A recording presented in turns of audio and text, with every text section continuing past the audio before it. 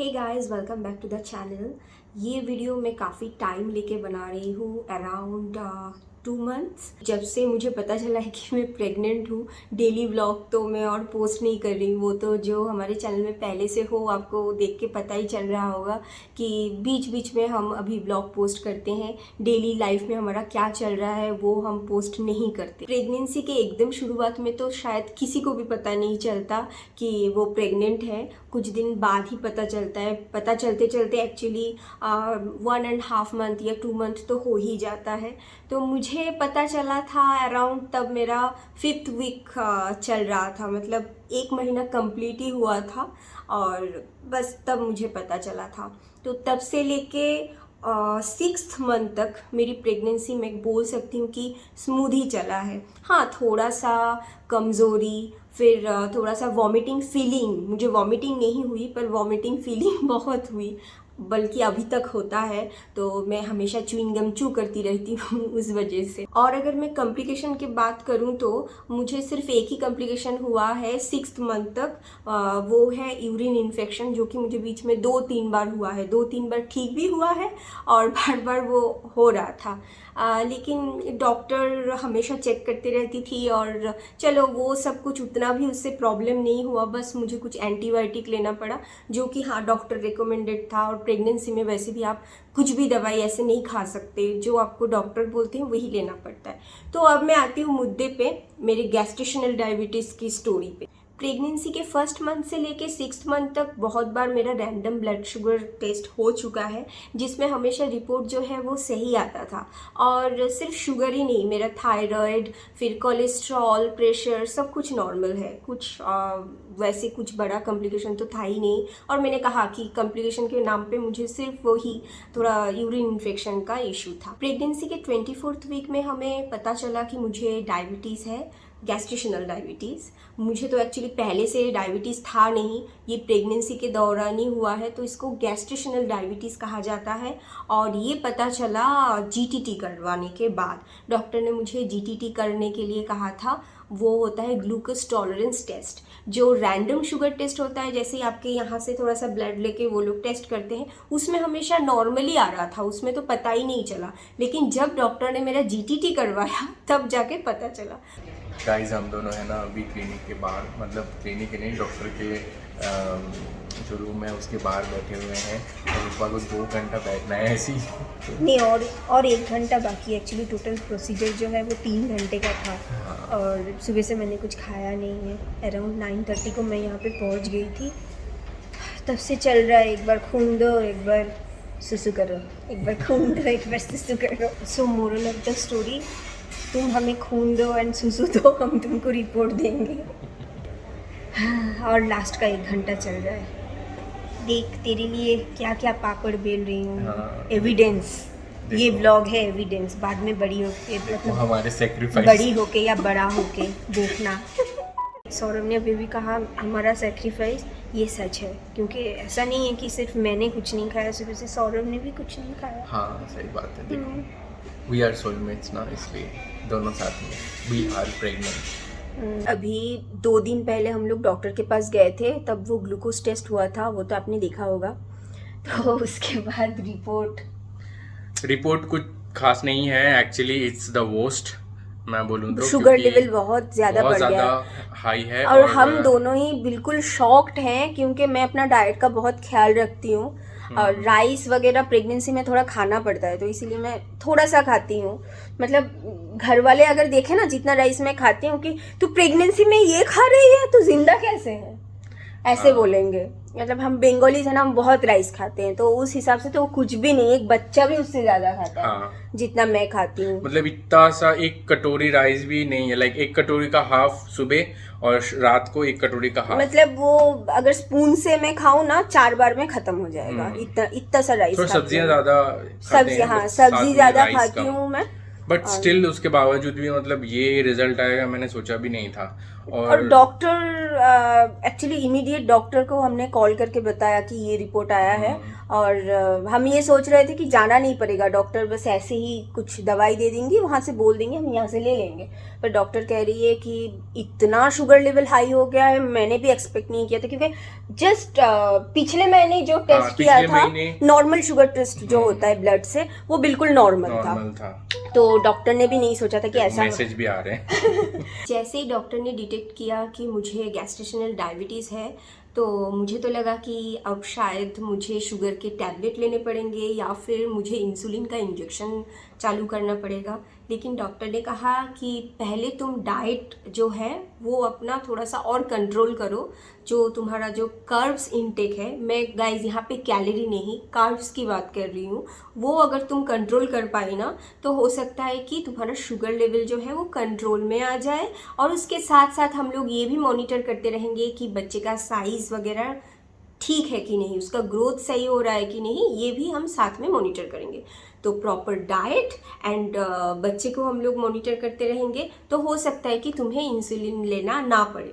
वैसे इंसुलिन कोई ख़राब चीज़ नहीं है, आप प्रेगनेंसी में इंसुलिन ले सकते हो, बिल्कुल सेफ़ होता है, लेकिन फिर भी हम थोड़ा ट्राई करेंगे कि आपको इंसुलिन ना लेना पड़े। और डॉक्टर ने मुझे डाइट के साथ साथ कहा कि तुम एक ग्लूकोमीटर खरीद लो, और ब्रेकफास्ट, फिर लंच एंड डिनर एंड सुबह उठने के बाद जब कुछ नहीं खाते, मतलब हम लोग जब खाली पेट रहते फास्टिंग मोड में, तुम्हें अपना शुगर जो है वो नापना है ग्लूकोमीटर से, और कितना आ रहा है वो सारा लेवल तुम्हें नोट करना है। तो ऐसा मैंने 1 हफ्ता कंटिन्यू किया, पहले के 1 हफ्ते में जब मेरा डाइट शुरू हुआ। और उसके साथ साथ मुझे ये भी पता चलने लगा कि कौन सा खाना खाने के बाद मेरा शुगर ज़्यादा बढ़ रहा है और कौन सा खाने के बाद कुछ प्रॉब्लम नहीं हो रहा है। तो उससे भी मैं काफ़ी जान पाई और अपना डाइट को मैं और सही कर पाई। मैंने डाइट चालू कर दी, उसके साथ साथ देसी जितने भी हम लोग जुगाड़ करते हैं ना, जैसे लौकी ज़्यादा खाना, लोग बोलते हैं कि शुगर होता है तो लौकी खाना बहुत अच्छा होता है, तो लौकी, फिर करेला, आंवला, ये सब कुछ खाना मैंने शुरू कर दिया। और सच में मेरा जो शुगर है वो कंट्रोल में भी आ गया। और एक हद तक मतलब डाइट करते करते मैंने ऐसा कर दिया था कि मेरा जो कार्ब्स है वो लगभग मैंने नो कर दिया। मतलब मेरा ब्रेकफास्ट जो है उसमें तो कार्ब्स होता ही नहीं है, जो लंच है उसमें थोड़ा सा होता है और फिर डिनर में भी नहीं होता है। ऐसे करके मैं डाइट कर रही थी। 1 महीना मेरा बहुत अच्छा चला। फिर जब 1.5 महीना आया तब मुझे थोड़ा कमज़ोरी फील होने लगा। और इसके बाद जब 2 महीना लगभग कंप्लीट हो गया, मतलब मैं 8 मंथ के करीब पहुंच चुकी थी। 6th मंथ में मुझे पता चला और 8 मंथ में मैं पहुंच चुकी थी। तब मतलब इतना ज़्यादा कमज़ोरी फील होने लगा मुझे, और मैं और सह नहीं पा रही थी। मुझे लग रहा था कि मुझे लग रहा है कि मेरा खाना ठीक नहीं हो रहा है, मैं बहुत ज़्यादा वीक फील कर रही हूँ।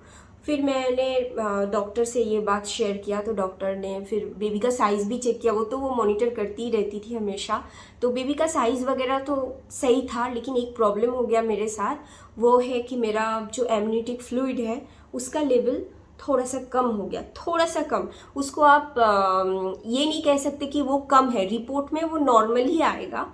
एक होता है ना लेवल कि यहाँ से यहाँ तक होता है वो नॉर्मल, तो मेरा यहाँ पे नहीं, जहाँ से शुरू होता है वहाँ तक आ गया था। और डॉक्टर ने कहा कि इतना कम भी सही नहीं है, थोड़ा सा ज़्यादा होता तो अच्छा होता। तो हो सकता है तुम जो स्ट्रिक्टली डाइट कर रही हो उस वजह से ऐसा हो रहा है। तो फिर मुझे डॉक्टर ने सजेस्ट किया अब तुम अपना कार्ब्स इंटेक जो है वो बढ़ा दो और फिर से मॉनिटर करो तुम्हारा शुगर कितना हो रहा है। तो मैंने क्या किया कि मेरा जो ब्रेकफास्ट था उसको सेम टू सेम ही रखा, क्योंकि मैं पहले से ही ऐसे ही ब्रेकफास्ट करती हूँ, तो मुझे नहीं लगा कि उसमें कुछ चेंजेस करने की ज़रूरत है। बस दोपहर को जो मैं थोड़ा सा राइस खाती हूँ, रोटी मुझे एक्चुअली पचता नहीं है, उससे मुझे बहुत ज़्यादा गैस, एसिडिटी ऐसा हो जाता है, मेरे लिए राइस ही सही है।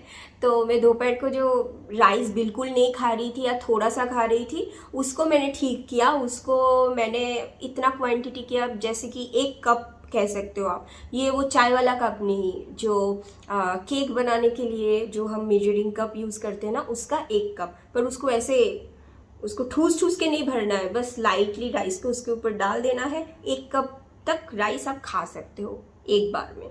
तो उसका 1 कप राइस मैं खाती हूँ दोपहर को, और रात को मैं हाफ कप राइस खाती हूँ। तो ऐसा करके अभी मैं फिर से अपना जो ग्लूकोमीटर है उससे मैं मॉनिटर भी कर रही हूँ कि कितना शुगर बढ़ रहा है। तो जो नॉर्मल जो लेवल होना चाहिए उससे तो थोड़ा बढ़ा ही हुआ है, लेकिन फिर भी डॉक्टर ने मुझे अभी तक इंसुलिन नहीं दिया। डॉक्टर ने कहा है कि बेबी का जो वेट है वो एकदम परफेक्ट है, और फ्लूइड लेवल जो है वो तो फिलहाल कम ही चल रहा है, तो उसके लिए डॉक्टर ने मुझे अलग से दवाई भी दिया है, वो भी चल रहा है। तो 1 हफ्ता डॉक्टर और देखेंगी, और फिर हॉस्पिटल में जाके ही मेरा फिर से एक टेस्ट होगा, और उसके बाद डॉक्टर डिसाइड करेंगे कि इंसुलिन लेना है या नहीं। कि वैसे भी 8 मंथ शुरू हो गया है, 1 महीने में अगर थोड़ा बहुत इधर उधर करके हम लोग चला पाए तो हो इंसुलिन की ज़रूरत भी नहीं पड़ेगी, क्योंकि उसके बाद 9th मंथ आ जाएगा। और वैसे भी जिसको भी गैस्ट्रेशनल डायबिटीज़ डिटेक्ट हो जाता है वो इंसुलिन ले या ना ले, हो सकता है कि वो कंट्रोल कर ले मेरी तरह। तो उनका 40 वीक तक डॉक्टर वैसे भी इंतज़ार नहीं करते डिलीवरी के लिए, 38 वीक में हो ही जाता है। तो आप समझ सकते हो मेरा 8 मंथ हो गया है। 32 वीक तो कंप्लीट मैंने कर लिया है, बस 38 वीक की बात है। तो वहाँ तक अगर किसी तरह बैलेंस करके हो गया तो डॉक्टर मुझे इंसुलिन रिकमेंड नहीं करती, कि कोई ज़रूरत नहीं है। क्योंकि बहुत ज़्यादा अगर शुगर बढ़ा हुआ होता तो ही डॉक्टर मुझे रिकमेंड करते कि आप इंसुलिन ले लो। अब मेरा कंट्रोल में है और थोड़ा सा ज़्यादा अभी बढ़ा है, और उससे कोई प्रॉब्लम भी नहीं हो रहा है, क्योंकि बेबी का ग्रोथ जो है वो परफेक्ट है। और गैस्ट्रेशनल डायबिटीज़ में सबसे ज़्यादा प्रॉब्लम जो होता है वो ये है कि अगर आपका शुगर लेवल कंटिन्यूसली बहुत ज़्यादा बढ़ा रहे तो बेबी का साइज़ जो है वो बहुत बड़ा हो जाता है, उसके बाद नॉर्मल डिलीवरी का कोई चांस नहीं रहता। तो मेरे केस में तो ऐसा कुछ है नहीं, अभी तक बेबी का ग्रोथ वगैरह सब कुछ नॉर्मल है, कुछ बेबी में तो कुछ प्रॉब्लम है नहीं। तो डॉक्टर सजेस्ट कर रहे हैं कि हम लोग बस तुमको मॉनिटर करते रहेंगे और देखते रहेंगे, और साथ ही साथ बच्चे को भी मॉनिटर करते रहेंगे। अगर किसी पॉइंट में हमें लगा कि तुम्हें इंसुलिन की ज़रूरत पड़ेगी तभी हम तुम्हें इंसुलिन देंगे, नहीं तो नहीं। सो गाइज़, ये था मेरा गैस्ट्रेशनल डायबिटीज़ का एक्सपीरियंस, जो कि मुझे प्रेगनेंसी में आके मुझे पहले थोड़ा सा शॉकिंग लगा था, लेकिन उसके बाद जैसे मैंने डाइट वगैरह फॉलो किया, और डॉक्टर ने भी मेरा बहुत मदद किया इस डाइट के जर्नी में, और कैसे कैसे मुझे सब कुछ करना चाहिए। डॉक्टर ने बहुत अच्छी तरीके से मुझे गाइड किया, तो मुझे तो इंसुलिन की ज़रूरत नहीं पड़ी अभी तक। अगर मुझे फ्यूचर में इंसुलिन की ज़रूरत पड़ती है वो भी मैं ज़रूर आप लोगों के साथ शेयर करूँगी। और गाइज़, इस वीडियो में मैं कहीं भी ये नहीं बोल रही हूँ कि आपको कार्ब्स बिल्कुल छोड़ देना चाहिए, कार्ब्स नहीं लेना चाहिए, क्योंकि बच्चे के लिए कार्ब्स भी बहुत ज़रूरी है। बिना कार्ब्स के बच्चे का ग्रोथ कैसे होगा। वो तो मेरा शुगर कंट्रोल करने के लिए उस चक्कर में मैंने कार्ब्स बिल्कुल लो कर दिया था। तो हर किसी का बॉडी टाइप भी अलग होता है गाइज़। हो सकता है जो चीज़ खाने से मेरा शुगर स्पाइक करता है वो चीज़ खाने से आपका शुगर स्पाइक ना करे, और वो तो आपको ग्लूकोमीटर से ही पता चलेगा। जब भी आप कुछ खाना खाते हो, खाना खाने के 1 घंटे बाद एक बार उसको चेक करना रहता है, फिर 2 घंटे बाद चेक करना रहता है। नाउ डेज हम लोग कुछ भी हो जाए गूगल में ज़रूर सर्च करते हैं कि हाँ इसका क्या है। तो अगर आप गूगल में सर्च करोगे तो आप वहाँ पे देखोगे बहुत से डॉक्टर रिकमेंड करते हैं कि 1 घंटे बाद आप अपना ब्लड शुगर जो है वो टेस्ट करो, और मतलब ग्लूकोमीटर से घर पे ही चेक करो खाना खाने के बाद। और कोई कोई डॉक्टर बोलते हैं कि 2 घंटे बाद। तो हम लोग कन्फ्यूज़ हो जाते हैं कि कौन सा सही है। मेरी मानिए गाइज, एक्चुअली दोनों करना बहुत ज़रूरी है। मुझे डॉक्टर ने कहा था कि पहले 1 हफ्ते तक रोज़ 1 घंटे में एक रीडिंग लो, 2 घंटे में एक रीडिंग लो, और ये मतलब करना बहुत ज़रूरी है। क्योंकि किसी किसी का ऐसा होता है कि 1 घंटे में बहुत ज़्यादा स्पाइक कर जाता है, लेकिन 2 घंटे बाद वो बैलेंस हो जाता है। और पता है मेरे साथ कैसा हो रहा था, 1 घंटे में जितना बढ़ रहा था 2 घंटे में और भी ज़्यादा बढ़ रहा था। मतलब वो कम होना चाहिए लेकिन मेरा बढ़ रहा था। अजीब ही प्रॉब्लम था। फिर जब जैसे जैसे मैंने अपना कर्ब्स कम कर लिया वो सारे प्रॉब्लम चले गए। और हाँ, डॉक्टर ने मुझे दवाई भी दिया था शुगर के लिए अलग से, तो मुझे सुबह और रात को 2 टैबलेट लेना पड़ता है। इस वीडियो में मैं कहीं भी ये नहीं दिखा रही हूँ कि मैं क्या खाती हूँ, मेरे डाइट में क्या है, मैं कौन सा डाइट फॉलो कर रही हूँ, एग्जैक्टली सुबह में क्या खाती हूँ, लंच में क्या खाती हूँ, फिर डिनर में क्या खाती हूँ। ये सब मैं इसलिए नहीं दिखाना चाहती गाइज, हर किसी का बॉडी टाइप अलग होता है, वो आपको खुद समझना पड़ेगा कि आपको क्या खाना है, कौन सी चीज़ आपको सूट करती है, उस हिसाब से आपको खाना है। इसीलिए मुझे नहीं लगता कि अगर मैं एक वीडियो बना लूँ ऐसा कि हाँ देखो अभी मेरा फास्टिंग ब्लड शुगर ये आया है, फिर मैंने ब्रेकफास्ट में ये खाया है तो मेरा ये आया है, फिर ये आया है, ये सब दिखाने का कोई मतलब नहीं है। जो डाइट मेरे लिए सही है वो आपके लिए सही नहीं हो सकता कभी भी, क्योंकि हर किसी का बॉडी टाइप अलग है। मेरा मानना तो यही है। तो इसीलिए इस वीडियो में मैंने वो सब कुछ शेयर नहीं किया। बस मैं आपको ये बोल सकती हूँ कि अगर आप कार्बोहाइड्रेट जो है वो थोड़ा सा लो करोगे और अपना जो वेजिटेबल, फिर आप फिश वगैरह अगर खाते हो, fish, chicken, mutton, eggs, protein intake जो है वो अगर बढ़ा दो और जो कार्बोहाइड्रेट है उसको थोड़ा सा कम कर दो तो शुगर बहुत हद तक बैलेंस हो जाता है। और गाइस इसके बाद आप देखोगे हमारे जो नेक्स्ट व्लॉग आएगा उसमें इंडिया वाला व्लॉग आएगा। मेरी देवर जी की शादी थी तो वो शादी वाला व्लॉग अब कुछ दिनों तक वही आएगा। और मैं ये भी शेयर करना चाहती हूँ कि शादी में मैं जा नहीं पाई, वर्चुअली अटेंड किया मैंने पूरी शादी, मतलब हल्दी से लेके रिसेप्शन तक हर प्रोग्राम में मैं बस वीडियो कॉल पे थी और ऐसे ही मैंने शादी एंजॉय किया और कोई रास्ता नहीं था। क्योंकि गाइस मेरा डायबिटीज़ डिटेक्ट होने के बाद हम